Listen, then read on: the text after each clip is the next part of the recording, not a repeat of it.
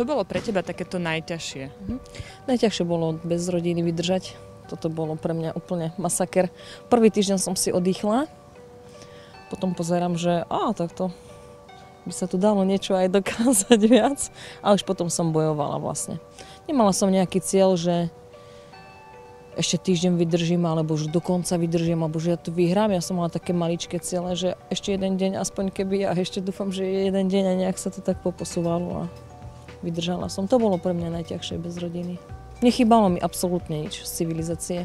Nejaké počítače, telefóny, to bolo skôr také oslobodenie od tej civilizácie a naozaj taký psychický oddych. Čo si spravila ako prvé, keď si sa vrátila domov? No, ľahla som si do vane. Úplne prvé bolo, že som si ľahla do vane a tam som bola asi 2 hodiny skoro, ešte som si musela horúcu vodu dolievať, lebo už bola taká studená. Na 3-krát som si tú horúcu vodu dolievala. Tvoja rodinka je dosť veľká, dosť taká rozšírená, rozrastená. Koľko detí ešte plánujete? Nie, ja to nejak neriešim. Momentálne teraz chcem nejak porodiť, potom budú Vianoce a potom neviem. A kedy je ten pôrod očakávaný? To až začiatkom decembra, takže máme ešte času dovtedy dosť. Ja sa veľmi dobre cítim a možno, že tak nejak to aj Pán Boh zariadil, že dostala som tú šancu, keď som tehotná. Ja skôr mám problémy potom po tých pôrodoch, že naposledy som brala 2 roky lieky na maternicu a musela som prejsť cez operáciu po pôrode a dosť mám problémy vtedy som taká nemožná. Ale keď som tehotná, sa úplne úžasne cítim, to je proste. Pravda je, že som bola taká ľutostivá a som aj citlivý človek a preto robím to, čo robím. Keby som mala inú povahu a že by som možno, že bola trošku taká tvrdšia, tak určite by som sa nemohla starať o deti z domova.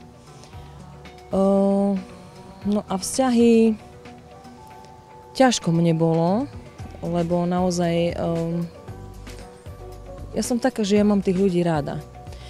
A dosť to také tie, keď odchádzali tie údery pod pás, to dosť tak bolelo, ale tak ja zase mám takú povahu, že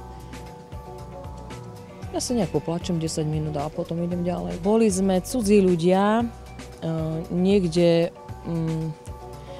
odňatí z nejakého miesta, kde žijeme a kde vieme, ako sa máme správať a kde vieme, že máme útočisko a keď príde niečo, tak máme sa s kým porozprávať alebo podeliť a tam to bolo v tom extrém, že zrazu ako keby sme nejaký, ja neviem, mne to pripadalo ako keby sme boli nejakí stroskotanci niekde na ostrove a zrazu sa treba prispôsobiť a naozaj sme tam boli taká vzorka zozbieraná, že ani sme sa nemohli chápať, keby sme aj veľmi chceli, lebo úplne také individuá 10 asi, ja neviem, kto to vyberá, ale fakt akože odvedol sakra prácu ten človek, čo nás povyberal. To, čo som robila, tak všetko som robila s vedomím, že viem, prečo to robím.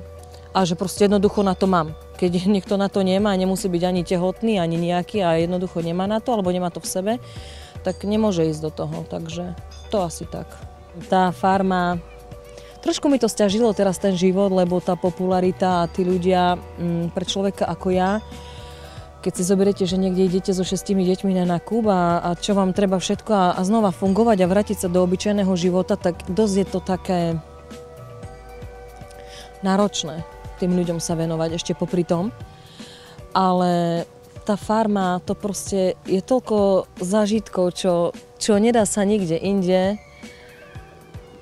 zažiť a nedá sa to ani kúpiť a pre mňa, ja som bola 8 rokov doma zavretá a ďalšie 3 mám roky pred sebou a nikde som nikdy nebola, len v Kežmarku na nákupe a naspäť. To je na nezaplatenie, to proste. Taký človek nepochopí, čo sem tam ide niekde na diskotéku alebo ide a do cukrárne si a zase ide o týždeň niekde vlákom ku babičke alebo tak, ale pre mňa to bolo, ja by som šla ešte raz.